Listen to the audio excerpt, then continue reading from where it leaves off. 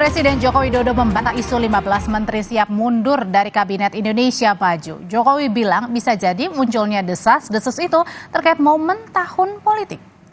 Presiden Jokowi mempertanyakan dari mana munculnya isu mundurnya para menteri dari kabinet. Jokowi bilang meski memasuki bulan dan tahun politik, semua hal akan terkait politik. Namun Jokowi memastikan ia dan jajaran menteri tetap bekerja seperti biasa. Kemudian PKH. Ya kabarnya dari siapa?